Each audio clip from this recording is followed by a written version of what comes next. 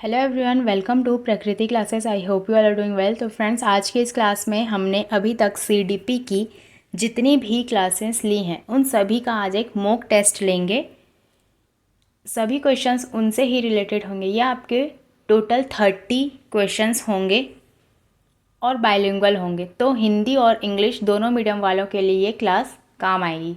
ये आपके शिक्षक वर्ग 1, 2, 3 और आपके सीजी टेट सभी के लिए इम्पॉर्टेंट है। तो आप वीडियो को लास्ट तक ज़रूर देखिए, बिना स्किप किए देखेंगे तो आपको सारी चीज़ें अच्छे से समझ में आएंगी। इससे पहले जो हमने सीडीपी, हिंदी, एसएसटी और कंप्यूटर की और भी क्लासेस ली हैं, तो जिन्होंने भी अभी तक वो सभी वीडियोस नहीं देखी हैं वो जाकर देख सकते हैं। सभी की प्लेलिस्ट बनी हुई है और यहाँ आपको बिल्कुल फ्री क्लासेस प्रोवाइड की जा रही हैं। तो वीडियो को ज़्यादा से ज़्यादा आप शेयर कीजिए और जो भी नए हों वो हमारे चैनल को सब्सक्राइब कर लीजिए। और अगर वीडियो पसंद आए तो वीडियो को लाइक, शेयर एंड कमेंट ज़रूर कीजिए। हमारे टेलीग्राम चैनल को भी ज्वाइन कर सकते हैं, लिंक आपको डिस्क्रिप्शन बॉक्स में मिल जाएगा। उसमें अगर 500 से 1000 लोग भी ऐड होंगे तो हम सभी पीडीएफ उसमें भेज देंगे, क्योंकि उसमें अभी मेंबर्स ही नहीं है, इसीलिए अभी पीडीएफ नहीं भेजी जा रही है। 500 लोग भी अगर उसमें ऐड हो गए तो जितनी भी क्लासेस हुई है और आगे भी जितनी क्लासेस होंगी सभी की पीडीएफ उसमें भेजी जाएगी। तो ज़्यादा से ज़्यादा लोग उसमें ऐड होइए, तभी आपको सभी पीडीएफ वहाँ प्रोवाइड कर दी जाएंगी। तो चलिए बिना किसी देरी के आज की क्लास हम स्टार्ट करते हैं। तो सबसे पहला क्वेश्चन आप देख सकते हैं। पहला क्वेश्चन इसमें दिया गया है कि which period marks the transition from childhood to adulthood. मतलब कि इसमें लिखा गया है कि बचपन से वयस्कता के परिवर्तन काल का समय कौन सा होता है। ऑप्शंस इसमें दिए गए हैं early childhood, middle childhood, pre operational period या अडोलेसेंस। मतलब कि प्रारंभिक बाल्यावस्था, माध्यमिक बाल्यावस्था, पूर्व संक्रियात्मक अवस्था या किशोरावस्था। तो आप सभी को पता होगा जो आपका प्री ऑपरेशनल पीरियड है ये है आपका पियाजे का सिद्धांत। जो पियाजे ने सिद्धांत दिया था उसके अंतर्गत उन्होंने 4 अवस्थाओं के बारे में बताया था और पियाजे की थ्योरी हमने बहुत ही अच्छे से की है। तो ये ऑप्शन इसमें बिल्कुल गलत हो जाएगा। तो आपको पूछा गया है कि बचपन से जो वयस्कता के परिवर्तन काल का समय होता है वो सबसे ज़्यादा किस में होता है, तो वो आपका हो जाएगा जो आपका अडोलेसेंस होता है, मतलब कि आपका किशोरावस्था। किशोरावस्था इसमें बिल्कुल सही आंसर हो जाएगा। और आप सभी भी इसका आंसर बनाने की कोशिश करेंगे और लास्ट में कमेंट करके ज़रूर बताएंगे कि आप 30 मार्क्स में आपके कितने क्वेश्चन सही हुए। नेक्स्ट क्वेश्चन इसमें दिया गया है विच of the following would require use of gross motor skills. निम्न में से किसके लिए स्थूल कामक कौशल के उपयोग की आवश्यकता होगी। एक हम पढ़ते हैं फाइन मोटर स्किल और दूसरा हम पढ़ते हैं ग्रॉस मोटर स्किल। जो आपका फाइन मोटर स्किल होता है उसके अंतर्गत सभी चीज़ों को हम हाथ से करते हैं और बहुत ही वो फाइन तरीके से होते हैं, मतलब कि वो सूक्ष्म कौशल के अंतर्गत आते हैं। जो लेकिन आपका ग्रॉस मोटर स्किल होता है वो उसे हम स्थूल गामक कौशल के नाम से जानते हैं, जिसमें कि हमारे मसल्स का ज़्यादा इस्तेमाल होता है। और जो हमारा फाइन मोटर स्किल होता है उसमें हमारे मसल का कम यूज़ होता है। तो इसमें ये पूछा गया है कि which of the following would require use of gross motor skill. मतलब कि आपको इसमें से ग्रॉस मोटर स्किल के जो ऑप्शंस हैं उसे आपको सही बताना है। तो इसमें ऑप्शंस दिए गए हैं painting on a paper using brush, मतलब कि ब्रश से पेपर को पेंट करना, पेपर पर पेंटिंग करना, cutting and pasting bits of paper, paper के टुकड़े काटना और चिपकाना, थ्रेडिंग द नीडल, सुई में धागा डालना, या वॉकिंग एंड रनिंग, मतलब कि चलना और दौड़ना। तो जो आपका स्थूल गामक कौशल मतलब कि आपका जो ग्रॉस मोटर स्किल है वो आ जाएगा आपका वॉकिंग एंड रनिंग के अंतर्गत। मतलब ऑप्शन नंबर 4 इसमें बिल्कुल सही हो जाएगा। आप देख सकते हैं कि जी painting on a paper using brush, brush का इस्तेमाल हम सूक्ष्म कौशल मतलब कि फाइन मोटर स्किल के लिए करेंगे। पेपर के टुकड़े काटना और चिपकाना, cutting and pasting bits of paper, हम फाइन मोटर के अंतर्गत करेंगे। और जो आपका थ्रेडिंग द नीडल, सुई में धागा डालना, ये भी आपके फाइन मोटर के अंतर्गत आएगा। तो इस प्रकार से जो ग्रॉस मोटर स्किल का सही ऑप्शन हो जाएगा वो है आपका वॉकिंग एंड रनिंग, मतलब कि चलना और दौड़ना। इसमें आपके मसल्स का ज़्यादा यूज़ हो रहा है, तो इस प्रकार से इसका आंसर हो जाएगा ऑप्शन नंबर 4। नेक्स्ट हम देखेंगे, नेक्स्ट क्वेश्चन इसमें दिया गया है, the first primary agent of socialisation is family, school, friends और मीडिया।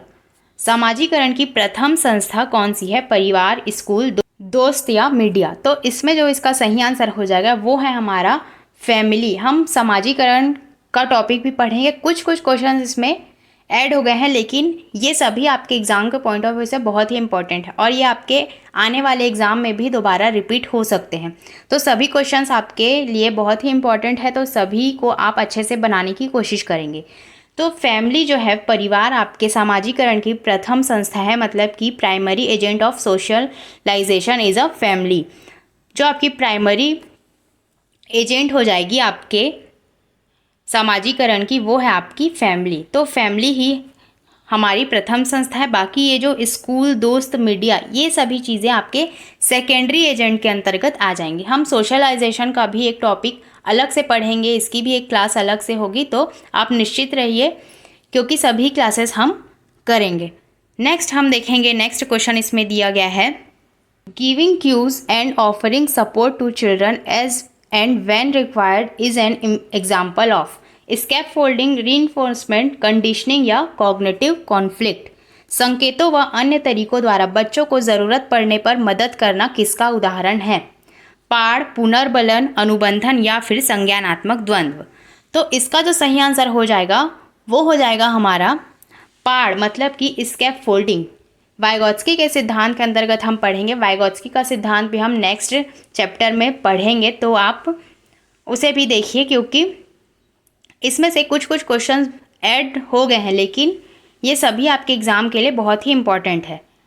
तो जो स्कैप फोल्डिंग है वो वाइगोत्स्की ने थ्योरी दी है, उसमें उन्होंने स्कैप फोल्डिंग के बारे में बताया था, जिसे हम पाड़ के नाम से भी जानते हैं।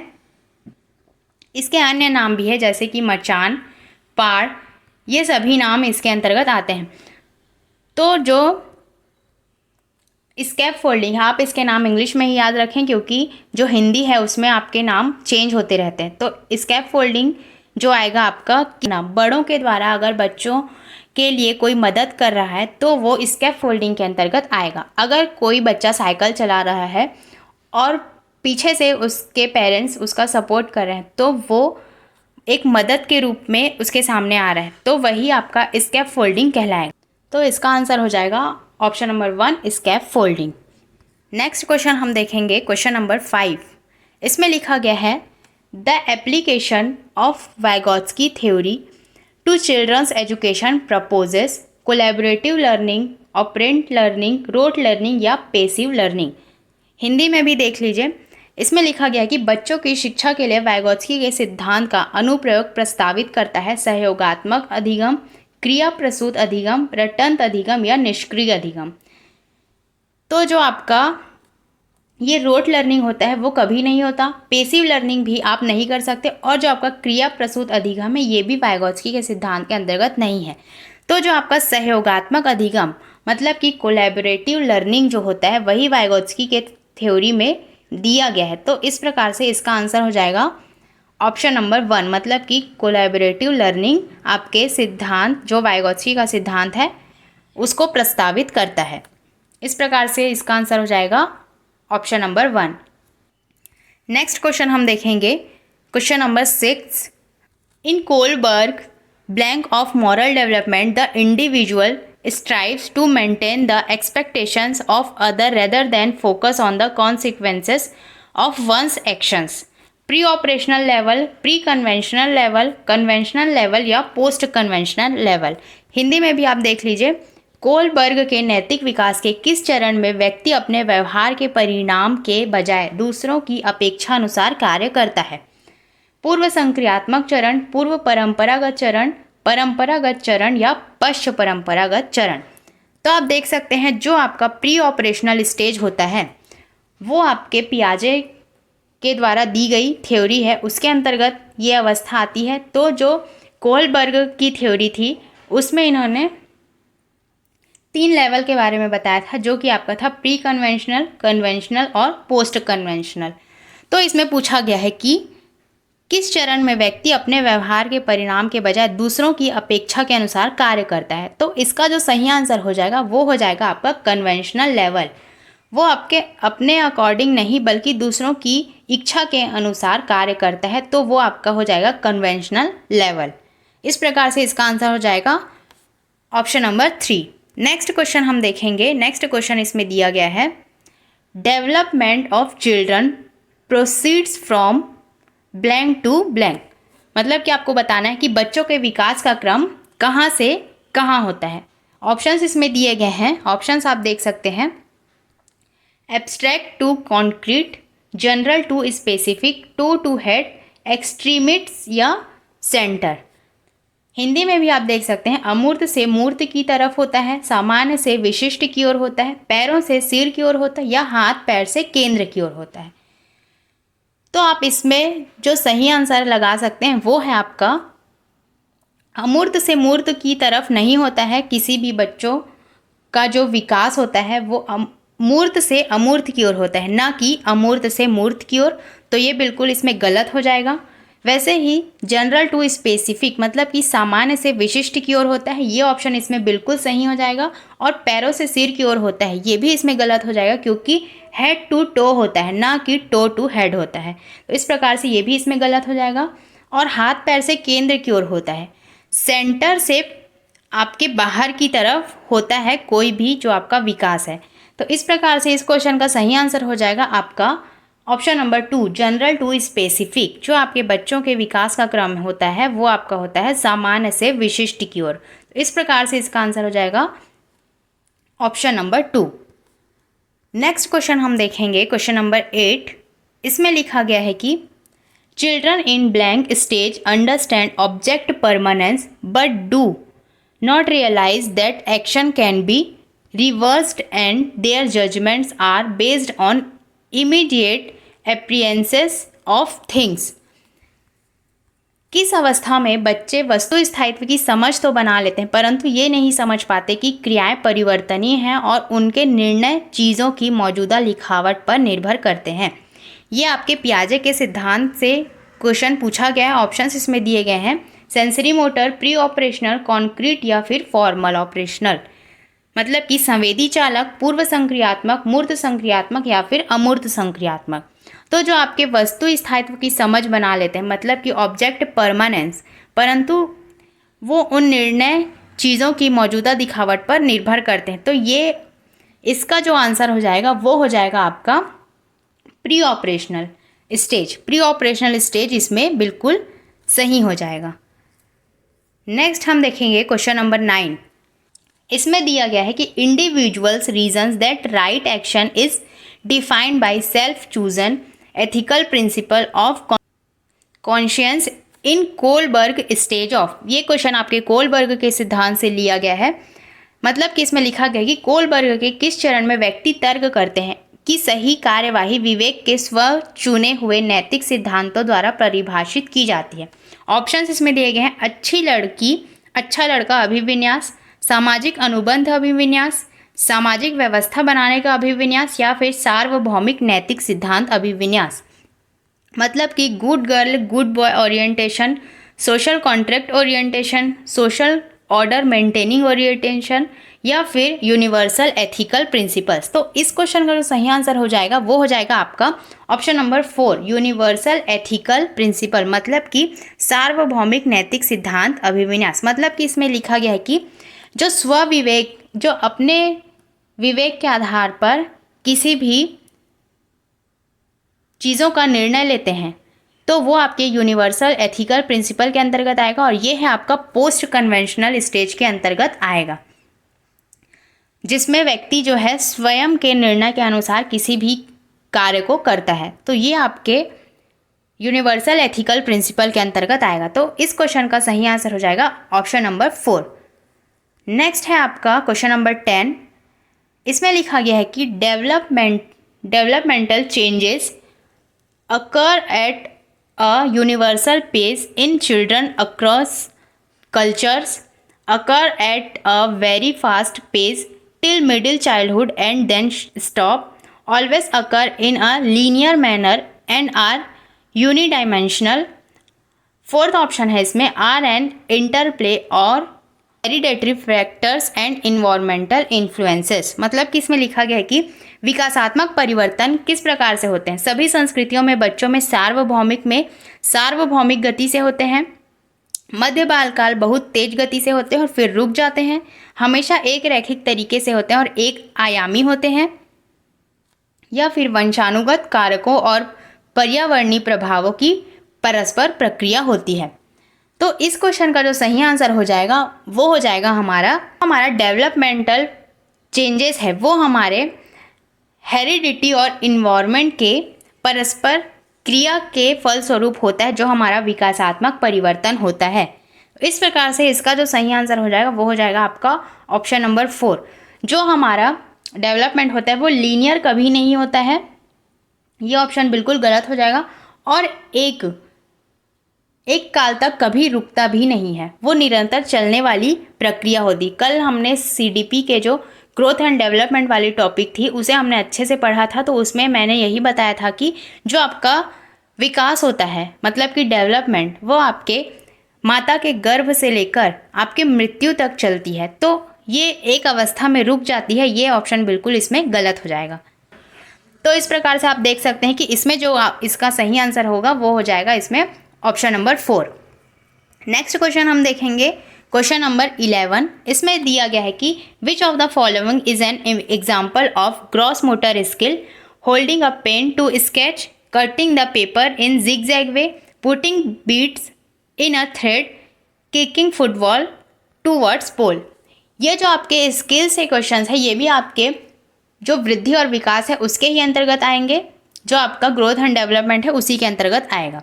आप हिंदी में भी देख सकते हैं, निम्नलिखित में से कौन सा स्थूल गत्यात्मक कौशल का उदाहरण है। चित्र बनाने के लिए पेन पकड़ना, कागज को आड़ा टेढ़ा जिगजैग तरीके से काटना, धागे में माला पिरोना, या फिर खंबे की तरफ फुटबॉल को लात से ढकेलना। इसका जो सही आंसर हो जाएगा वो आपका हो जाएगा किकिंग फुटबॉल टूवर्ड्स पोल। मतलब कि जो आपका खंबे की तरफ फुटबॉल को लात से ढकेलना ये आपके ग्रॉस मोटर स्किल के अंतर्गत आएगा। लेकिन ये जो सभी तीनों हैं, तीनों ऑप्शंस, मतलब कि चित्र बनाने के लिए पेन पकड़ना, ये सभी आपके फाइन मोटर स्किल के अंतर्गत आएंगे। तो इस प्रकार से इसका जो सही आंसर होगा वो हो जाएगा आपका ऑप्शन नंबर 4। इसमें आपके मसल्स का ज़्यादा यूज़ हो रहा है, मतलब कि आप पैर से इसे कर रहे हैं तो इसमें आपके मसल्स का ज़्यादा यूज़ होगा, इसीलिए ग्रॉस मोटर स्किल के अंतर्गत आएगा। नेक्स्ट क्वेश्चन हम देखेंगे, question number 12। Development of children proceeds from, कि जो बच्चों का विकास है वो खाली स्थान से खाली स्थान की ओर बढ़ता है, केंद्र से बाह्य की ओर, पैर से सिर की ओर, विशिष्ट से सामान्य की ओर, या जटिल से सरल की ओर। मतलब कि centre to extremities, toe to head, specific to general, या कॉम्प्लेक्स टू सिंपल। तो इसका आंसर हो जाएगा option number 1, centre to extremes. मतलब कि केंद्र से बाहर की ओर जो बच्चों का विकास होता है वो होता है। उस क्वेश्चन में हमने देखा था कि सामान्य से विशिष्ट की ओर। तो जब हमने विकास के बारे में पढ़ा था तो इन सभी चीज़ों के बारे में हमने पढ़ा था कि जो बच्चों का विकास होता है वो सामान्य से विशिष्ट भी होता है, केंद्र से बाहर भी होता है, और सिर से पैर की ओर होता है। तो ये सभी ऑप्शन इसमें सही हो जाएंगे। तो अलग अलग प्रकार से इसमें क्वेश्चंस पूछे गए हैं, तो यही सारे क्वेश्चन आपके एग्जाम के पॉइंट ऑफ व्यू से बहुत ही इंपॉर्टेंट, तो अनेक प्रकार से इसे अलग अलग फॉर्म में भी पूछे जाते हैं। तो सभी क्वेश्चन इसमें दिए गए हैं। नेक्स्ट हम देखेंगे question number 13। In according to Jean पियाजे theory of cognitive development, which of the following concept should be thought to children in the age group 3 to 6 year? Conservation, seriation, symbolic representation, या logical application. इसमें दिया गया है कि gene पियाजे ने संज्ञानात्मक विकास के सिद्धांत के अनुसार निम्नलिखित में से कौन सी अवधारणा 3 से 6 वर्ष की आयु वाले बच्चों को सिखानी चाहिए, ये उन्होंने बताया है। इसमें लिखा गया कि संरक्षण, अनुक्रमता, सांकेतिक प्रतिनिधिकरण, या तार्किक अनुप्रयोग। इसका जो सही आंसर हो जाएगा, क्वेश्चन नंबर 13 का सही आंसर हो जाएगा ऑप्शन नंबर 3, सिंबॉलिक रिप्रेजेंटेशन। मतलब कि सांकेतिक प्रतिनिधिकरण। जो आपके 3 से 6 वर्ष की आयु वाले बच्चे होते हैं उन्हें हम सिंबॉलिक रिप्रेजेंटेशन के आधार पर ज़्यादा अच्छे तरीके से सिखा पाते हैं। पियाजे ने अपनी थ्योरी में 4 प्रकार की अवस्थाओं के बारे में बताया था, 4 प्रकार के स्टेजेस के बारे में बताया था, जिसमें से उन्होंने सबसे पहला स्टेज बताया था सेंसरी मोटर स्टेज, जिसकी एज थी, सेंसरी मोटर स्टेज की एज थी 0 से लेकर 2 वर्ष, मतलब कि जन्म से लेकर 2 वर्ष की अवस्था। फिर उन्होंने प्री ऑपरेशनल स्टेज बताया था, जिसकी अवस्था थी 2 से लेकर 7 वर्ष। फिर उन्होंने कॉन्क्रीट ऑपरेशनल स्टेज बताया था, उसमें उसकी अवस्था थी 7 से लेकर 11 वर्ष। और जो उन्होंने फॉर्मल स्टेज बताई थी, उसकी अवस्था थी 11 से लेकर 15 या 15 से अबव। तो जो प्री ऑपरेशनल स्टेज है, इसी में उन्होंने सिंबॉलिक तथ्यों को रखा गया।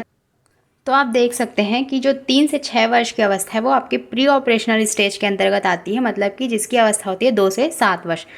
तो इसमें सांकेतिक प्रतिनिधिकरण, मतलब कि सिंबॉलिक रिप्रेजेंटेशन, इसमें बिल्कुल सही हो जाएगा। नेक्स्ट क्वेश्चन हम देखते हैं। नेक्स्ट क्वेश्चन इसमें पियाजे की थ्योरी से ही ली गई है। इसमें लिखा गया है कि according to Jean Piaget's theory of cognitive development, at which stage can most children organise things object into categories, sensory motor, pre operational, concrete या फॉर्मल स्टेज। हिंदी में भी देख लेते हैं।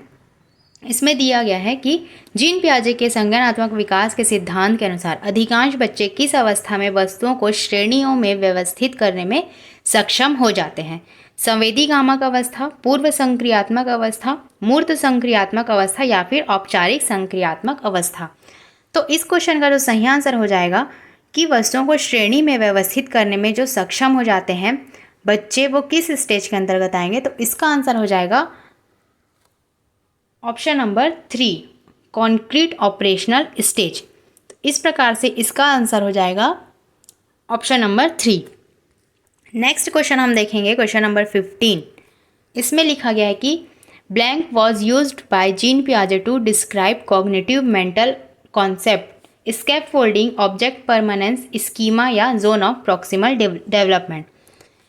इसमें दिया गया है कि खाली स्थान का प्रयोग जीन पियाजे द्वारा संज्ञानात्मक मानसिक अवधारणाओं के वर्णन के लिए किया जाता था। पाड़, वस्तु स्थायित्व, स्कीमा या समीपवर्ती विकास का क्षेत्र। तो आप देख सकते हैं जो ऑप्शंस दिए गए हैं, स्कैप फोल्डिंग आपके वाइगोत्स्की के द्वारा दिया गया सिद्धांत के अंतर्गत आता है, और जोन ऑफ प्रॉक्सिमल डेवलपमेंट ये भी आपके वाइगोत्स्की के अंतर्गत ही आता है। जो ऑब्जेक्ट परमानेंस और स्कीमा है, ये आपके जीन पियाजे के अंतर्गत आता है। तो इसमें से उन्होंने पूछा है कि जो मानसिक अवधारणाओं के वर्णन के लिए किसका उपयोग किया गया है जीन पियाजे ने, इसका आंसर हो जाएगा स्कीमा। स्कीमा इसके अंतर्गत बिल्कुल सही हो जाएगा। जो आपके मानसिक अवधारणाओं के प्रयोग के लिए जिसका यूज़ किया गया है वो है आपका स्कीमा। आंसर हो जाएगा स्कीमा। नेक्स्ट क्वेश्चन हम देखेंगे, क्वेश्चन नंबर 16। इसमें लिखा गया है कि Madhulika is good at dancing and performing yoga. According to Howard Gardner, she has high level of intelligence, intrapersonal, interpersonal, bodily kinesthetic या musical। हिंदी में भी इसे हम देख लेते हैं। मधुलिका नृत्य और योग कला में निपुण है। हावर्ड गार्डनर के अनुसार उसके पास किस प्रकार की बुद्धि उच्च स्तरीय है? अंतःवैयक्तिक या शारीरिक गति संवेदी या संगीतात्मक। तो योग कला और नृत्य जो कि आपके बॉडीली काइनेस्थेटिक के अंतर्गत आएगा, जो शरीर को गति देने वाली बुद्धि के अंतर्गत आता है, तो उसे ही हम बॉडीली काइनेस्थेटिक के नाम से जानते हैं। तो इसका आंसर हो जाएगा ऑप्शन नंबर 3। और जो आपका इंट्रापर्सनल होता है वो स्वयं के लिए सोचना, ये आपके इंट्रापर्सनल के अंतर्गत आता है। और इंटरपर्सनल के अंतर्गत जो व्यक्ति एक दूसरे से इंटरेक्ट करते हैं, मतलब कि आप किसी और से इंटरेक्ट कर रहे हैं, किसी और से बात कर रहे हैं, तो वो आपके इंटरपर्सनल के अंतर्गत आएगा। और जो आपका म्यूजिकल है वो आपके संगीतात्मक, जिसके अंदर म्यूज़िकल क्वालिटी पाई जाती है, मतलब कि जो सिंगर होते हैं वो म्यूज़िकल के अंतर्गत आएगा। तो इस प्रकार से एक क्वेश्चन में आप चारों ऑप्शन को बनाने की कोशिश करेंगे। चारों ऑप्शन के बारे में आपको पता होना चाहिए कि किस ऑप्शन में किसके बारे में बताया गया है। तो इसी प्रकार से आप सभी क्वेश्चन को सॉल्व करते हुए चलेंगे। तो इसका आंसर हो जाएगा ऑप्शन नंबर 3, बॉडीली काइनेस्थेटिक, शारीरिक गति संवेदी। नेक्स्ट हम देखेंगे क्वेश्चन नंबर 17।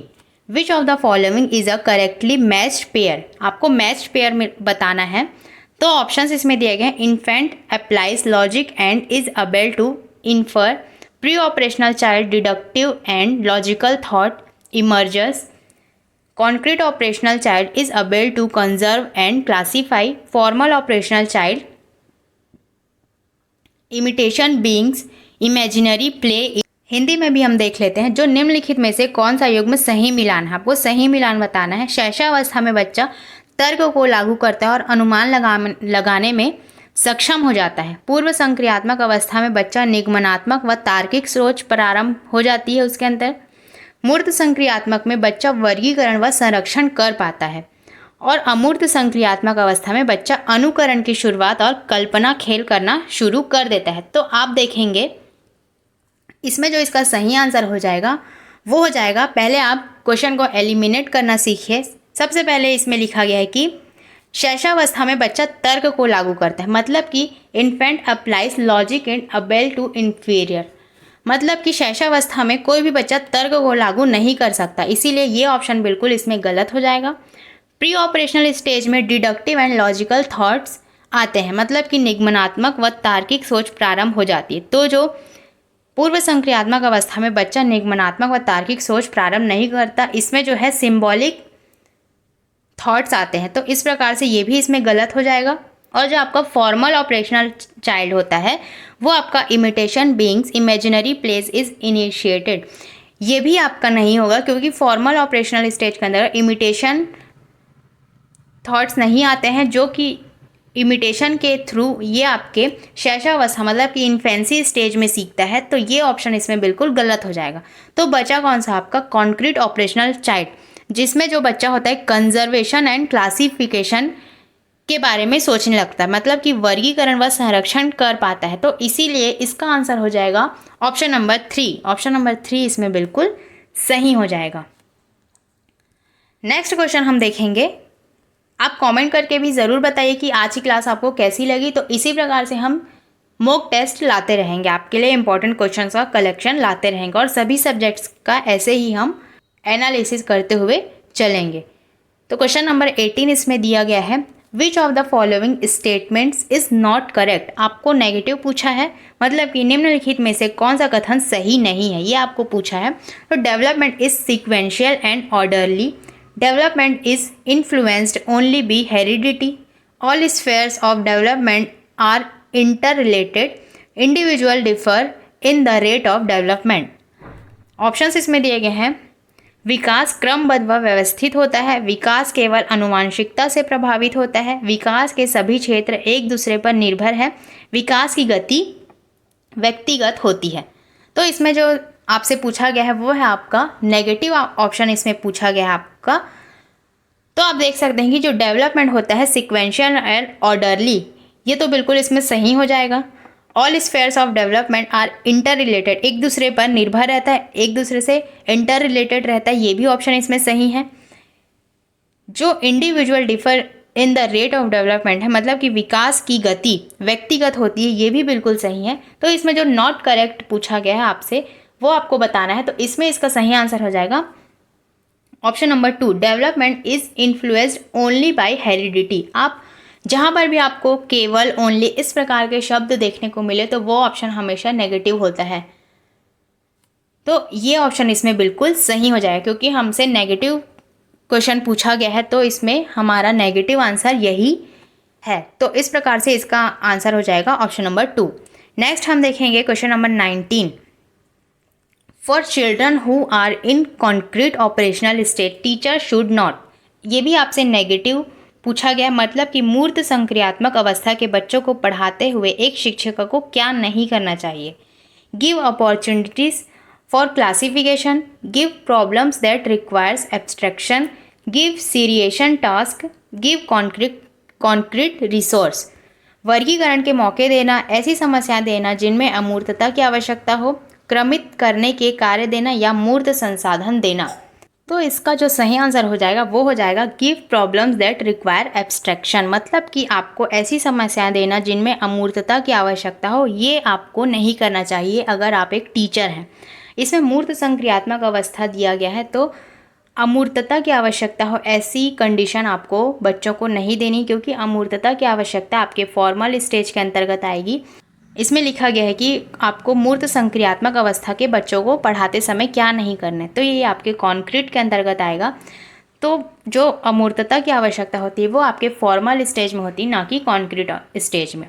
इस प्रकार से यही आपको नहीं करना है, तो इसीलिए ऑप्शन नंबर 2 इसमें बिल्कुल सही हो जाएगा। नेक्स्ट क्वेश्चन हम देखेंगे, क्वेश्चन नंबर 20। लास्ट के 10 क्वेश्चन आपके बच गए हैं, तो लास्ट तक आप ज़रूर बने रहें, सभी क्वेश्चन आपके लिए बहुत ही इंपॉर्टेंट है। क्वेश्चन नंबर 20 में दिया गया है कि development of children occurs in an orderly manner but is individualistic in nature in a disorderly manner suddenly at a particular moment at the same rate for all children across the world as a result of schooling only।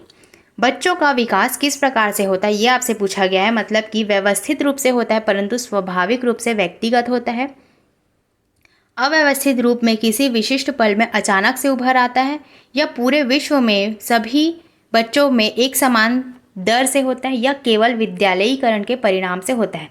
केवल वाला option तो आप देखते ही गलत कर दीजिए, क्योंकि केवल जहाँ पर भी दिखे वो ऑप्शन हमेशा आपका नेगेटिव होता है। तो इसका जो सही आंसर हो जाएगा वो आपका हो जाएगा, जो बच्चों का विकास किस प्रकार से होता है, तो व्यवस्थित रूप से होता है परंतु स्वाभाविक रूप से व्यक्तिक होता है, मतलब कि in an orderly manner but is individual in nature.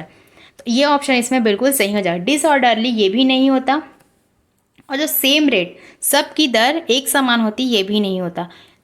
जो दर होती है आपकी वो हमेशा अलग अलग होती है, तो इसीलिए ये तीनों ऑप्शन इसमें नेगेटिव हो जाएंगे और यही ऑप्शन इसमें पॉजिटिव है। तो जो बच्चों का विकास होता है वो व्यवस्थित रूप से होता है और स्वाभाविक रूप से व्यक्तिक होता है, तो यही ऑप्शन इसमें बिल्कुल सही हो जाएगा। नेक्स्ट हम देखेंगे क्वेश्चन नंबर 21।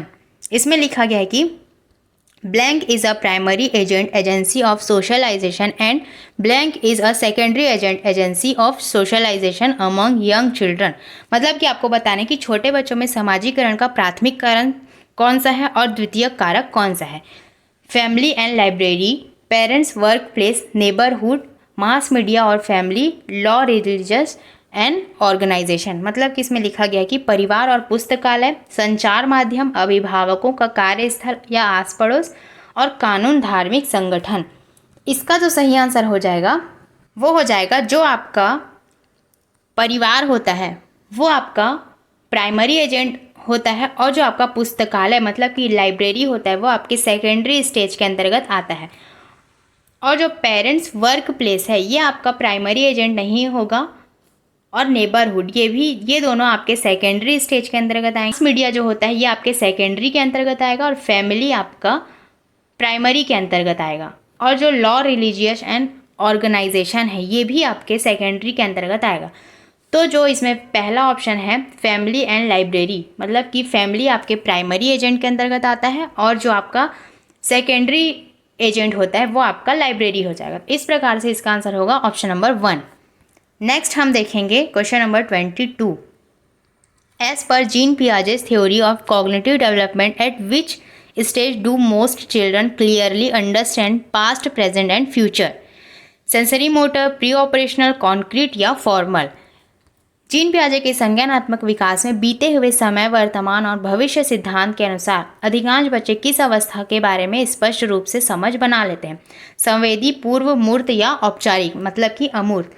इसका जो सही आंसर होगा वो हो जाएगा आपका कॉन्क्रीट ऑपरेशनल, मतलब कि जो आपका मूर्त संक्रियात्मक अवस्था होता है उसमें ही बच्चे का जो विकास है उसमें वो बीते हुए समय, वर्तमान मतलब कि पास्ट, प्रेजेंट एंड फ्यूचर के बारे में अधिकांश रूप में अपने कॉन्सेप्ट में एक अच्छी समझ बना लेते हैं।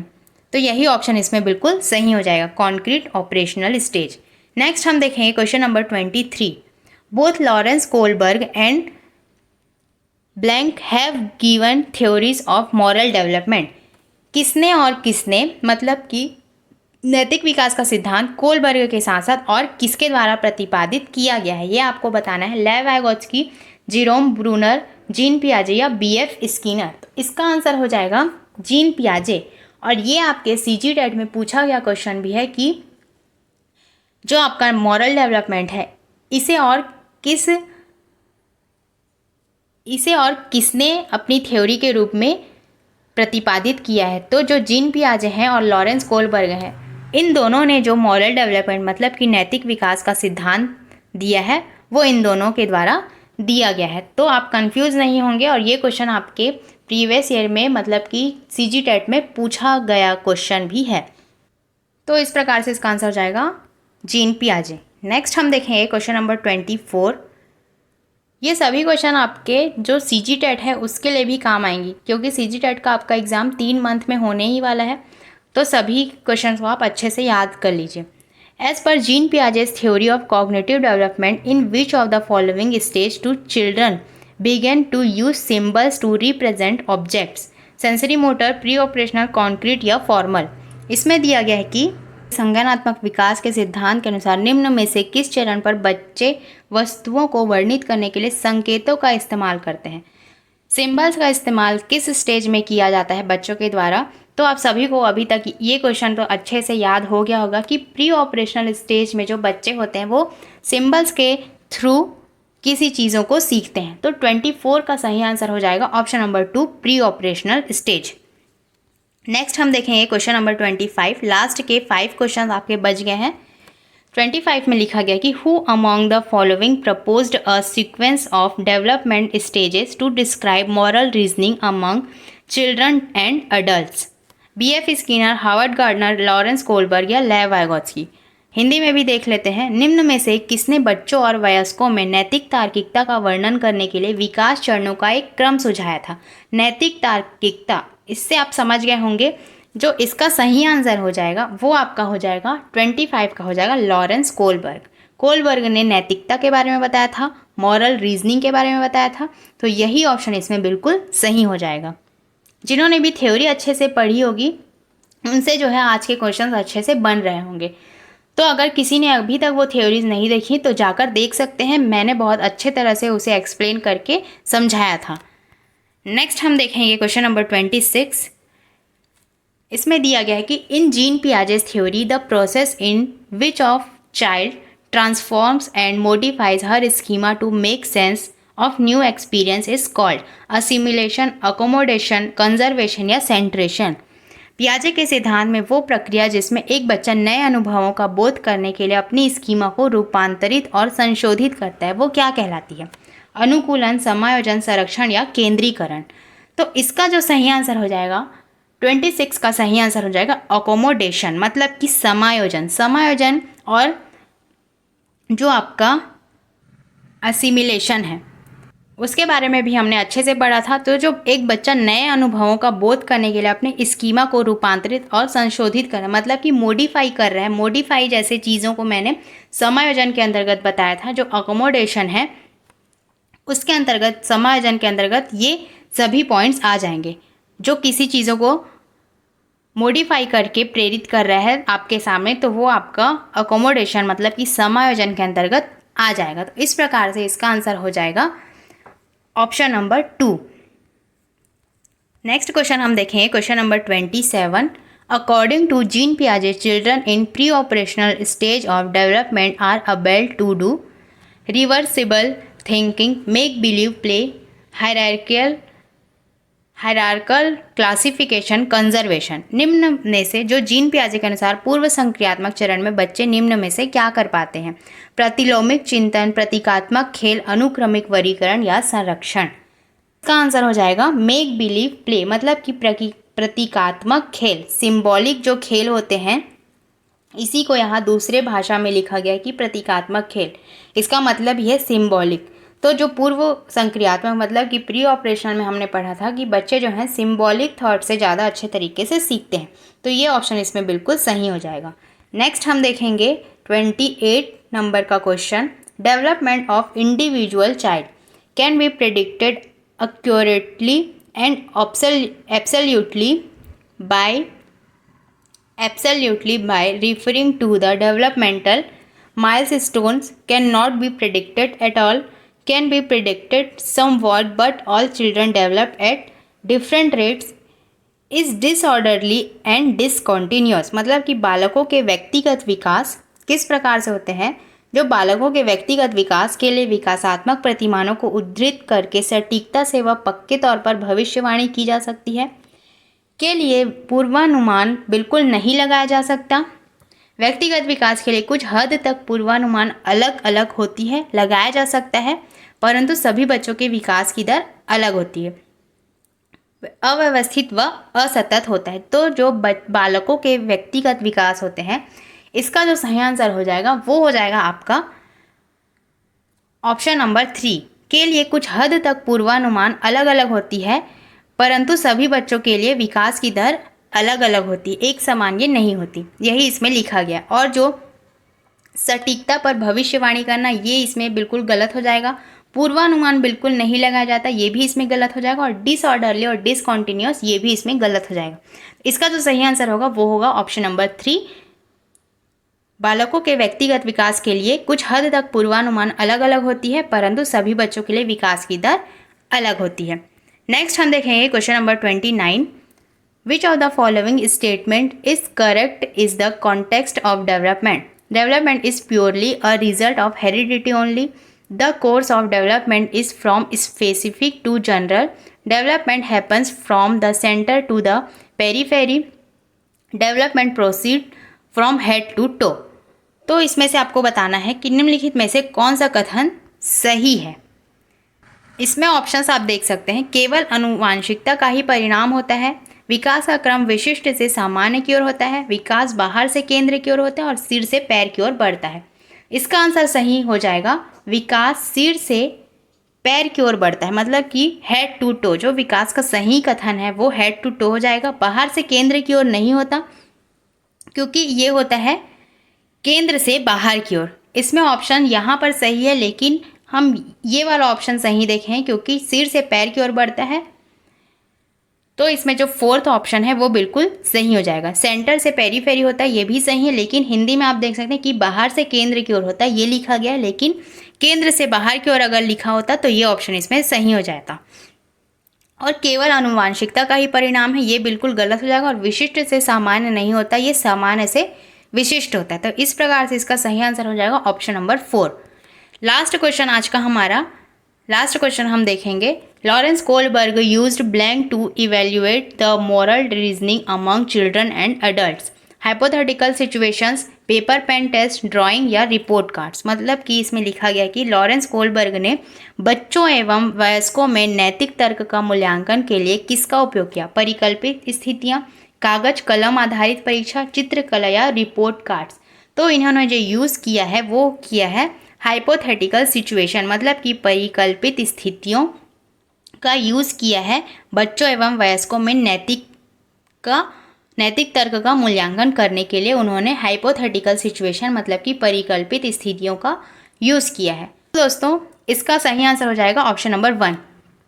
तो आपने देखा कि आज हमने जो CDP है हमारी, अभी तक हमने जितने भी क्लासेस ली थी उस सभी का जो एक कलेक्शन था, एक इम्पॉर्टेंट क्वेश्चंस का कलेक्शन था, उसे हमने देखा। तो आप बताएंगे कि आपके 30 में से कितने क्वेश्चन सही हुए। कमेंट करके ज़रूर बताइए कि क्लास आपको कैसी लगी, और ज़्यादा से ज़्यादा ये वीडियोस आप शेयर कीजिए ताकि सभी को फ्री क्लासेस मिल सकें। और ज़्यादा से ज़्यादा आप टेलीग्राम को ज्वाइन कीजिए। अगर उसमें लगभग 500 सब्सक्राइबर भी हो गए तो ये सारे PDFs मैं उसमें शेयर कर दूँगी।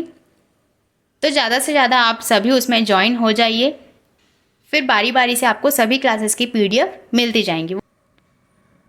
तो क्लास कैसी लगी आप कमेंट करके ज़रूर बताइए। ज़्यादा से ज़्यादा वीडियो को शेयर कीजिए। मिलते हैं हम ऐसे ही नेक्स्ट क्लास में, तब तक के लिए thank you and take care.